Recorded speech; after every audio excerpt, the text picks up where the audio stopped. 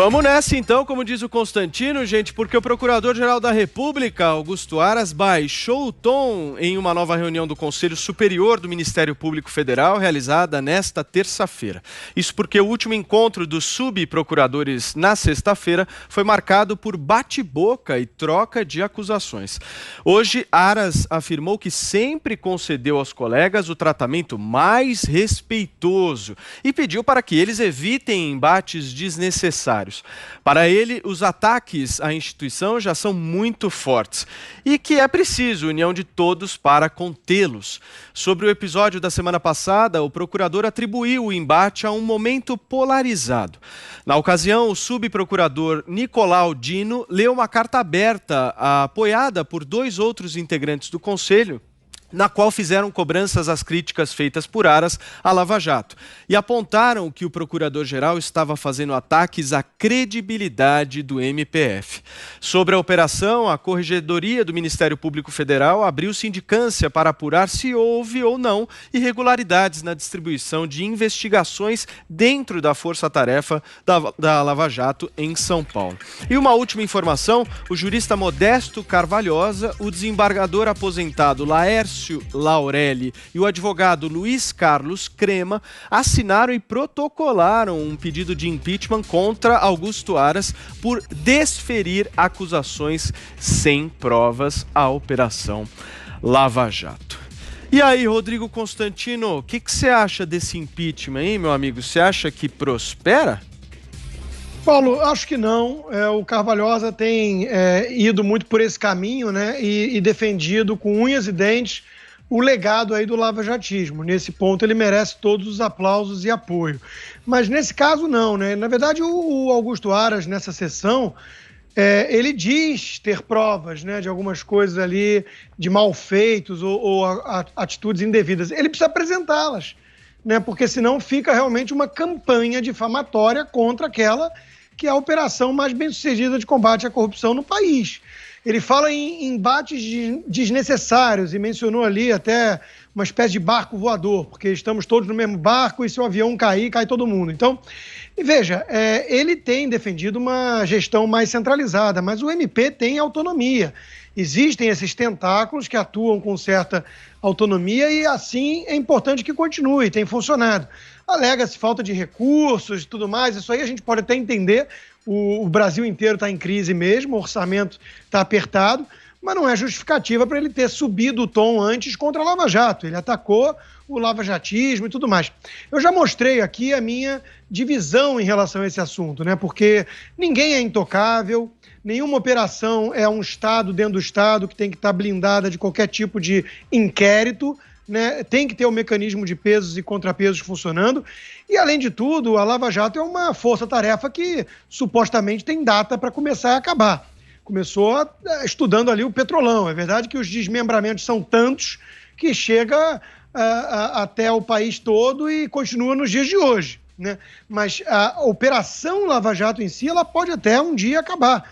Eu sou o contrário do que disse o Aras. Eu acho que o lavajatismo é que não pode acabar. A ideia de que, finalmente, por meio de algumas instituições que foram, sim, colocadas em xeque, como a delação premiada, a prisão em segunda instância e tudo mais, você conseguiu levar para a cadeia ex-presidente e políticos graúdos, né? Então, a gente está vendo esse embate no meio do Ministério Público e também no Supremo Tribunal Federal. E tem ali as alas que são divididas, daqueles que apoiam mais a Lava Jato e aqueles que se dizem mais garantistas, que no fundo é um excesso de preciosismo, que querem mesmo, de alguma maneira, enterrar a Lava Jato e voltar ao status quo ante, né? Aquilo que existia antes da operação e que, de certa forma, despertou a esperança dos brasileiros no combate à impunidade e à corrupção. Então, o debate é válido, é legítimo, a sindicância foi aberta, vamos apurar o que aconteceu ali, se teve ou não determinação irregular para apontar quem que ia tocar os inquéritos da Lava Jato de São Paulo e tudo mais, só que a ideia em si precisa continuar e parece sim que é essa ideia que o Aras quer enterrar, o que levou inclusive à atitude aí do Modesto Carvalhosa. Eu acho que ela não prospera, mas acho que ela tem um apelo simbólico interessante. A Lava Jato é forte, é um patrimônio nacional e deve continuar. Muito bem, Constantino. E você que está aí no Twitter nos acompanhando, você acha que o Augusto Aras merece ser empichado? Participa do nosso programa utilizando a hashtag 3 em 1. E aí, Azedo, qual que é a tua análise dessa situação do Augusto Aras? Bom, eu acho que esse pedido de impeachment não vai dar em nada. É um ato de repercussão em defesa da Lava Jato. Nesse aspecto, ele tem uma certa influência no jogo que gravita aí em torno das decisões do Aras. O que eu acho que obrigou o Aras a recuar foi a invertida que ele levou do ministro Fachin, que mostrou para ele que ele não pode tudo no Ministério Público Federal, que ele é procurador-geral, não é procurador total, porque os outros procuradores têm autonomia. Eu acho que vai se chegar aí num denominador comum.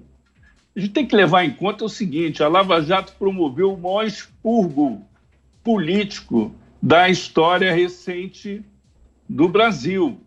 Semelhante a esse expurgo, só os da Revolução de 30 e do golpe militar de 64, com a diferença que a Lava Jato fez isso numa ordem democrática. E isso também gera uma certa fadiga de material, porque, como o Constantino falou, quer dizer, ela precisa ter prazo para terminar. Agora, acho que os valores éticos que ela encarnou, independentemente dos excessos que podem ter ocorridos, esses valores eles vão continuar, né? Eu não gosto dessa palavra lavajatismo, né? Mas esses valores vão continuar. Quer dizer, existe uma crise ética que precisa ser enfrentada, e a Lava Jato cumpriu um papel extraordinário com relação a isso, e vai chegar um momento em que a coisa vai voltar para a vida normal. Muito bem, Azedo. E você, Thaís? Paulo, eu acho curioso o procurador Aras conclamar os colegas dele a evitar embates desnecessários e dizer que os ataques à instituição já são muito fortes, porque, afinal de contas, quem falou em lavajatismo, na acepção de um quase palavrão, foi ele, né? Quem falou em bisbilhotice, chantagem, extorsão, foi ele. Quem se levantou na última reunião do Conselho, deixou todo mundo falando sozinho lá, levantou e desligou a reunião e foi-se embora, foi ele. E, por fim, quem inventou de lavar roupa suja numa live com advogados anti-lavajatistas, que repercutiu por todo o Brasil, foi ele. Então, me parece que quem está produzindo aí embates desnecessários e públicos é o Procurador-Geral da República, Augusto Aras, e não os seus pares, né? Agora, finalmente, a discussão parece estar se encaminhando para o foro apropriado, que é essa sindicância que você falou, que vai ser aberta no âmbito da Corregedoria do Ministério Público. E daí, quem vai assumir essa sindicância é a procuradora Raquel Branquinho, que é uma boa notícia, porque ela é respeitada pelos pares dela, é tida como uma grande especialista na área criminal, tem mais de 20 anos no Ministério Público e cuidou de casos de muita importância, como um que pouca gente se lembra, eu acho, que é lá atrás do Valdomiro Diniz, aquele assessor do Zé Dirceu, teve também o caso Banestado, que ela trabalhou, e também no caso Salvatore Cacciola, lá do Banco Marca. Então, ela é um bom nome para conduzir essa sindicância, se não para pacificar essa guerra na Procuradoria, pelo menos para colocar as coisas nos seus devidos lugares. Ela tem um prazo de 30 dias e, se ela achar que houve algum tipo de irregularidade cometido pela força-tarefa da Lava Jato, ela pode pedir a instauração de inquérito, que é muito melhor do que ficar batendo boca e lavando roupa suja em público, né? Quanto ao pedido de impeachment feito pelo jurista Modesto Carvalhosa, eu acho que são poucas as esperanças. Eu digo poucas esperanças porque, na minha opinião, o procurador-geral Augusto Aras, ele tem um excesso de proximidade com o presidente Jair Bolsonaro, já demonstrada muitas vezes, e eu acho que tem aí uma porção de motivos que justificariam um pedido, uma análise desse pedido de impeachment ao menos. Mas eu acho que isso não vai prosperar. Só para lembrar o nosso ouvinte, no caso do presidente da República, no caso de um pedido de impeachment do presidente da República, quem aceita ou não aceita é o presidente da Câmara, que agora é o Rodrigo Maia. No caso de um pedido de impeachment contra um procurador-geral da República, o Augusto Aras, por exemplo, quem aceita ou não aceita o pedido é o presidente do Senado, que é o Davi Alcolumbre. como a gente sabe, é um líder do Congresso dos mais próximos ao presidente Jair Bolsonaro, que, por sua vez, como a gente já disse, é muito próximo do Aras. Então, esse é mais um dos motivos pelo qual eu acho que são praticamente nulas as chances desse pedido prosperar.